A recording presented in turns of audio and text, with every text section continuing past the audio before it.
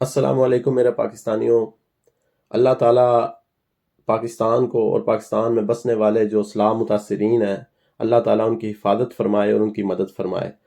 آج میں دو تین چیزوں کے اوپر آپ سے بات کروں گا۔ ایک تو ظاہری بات ہے جو اسلام متاثرین ہیں، اور پھر جو خان صاحب آج جو انہوں نے ٹیلی تھان کی ہے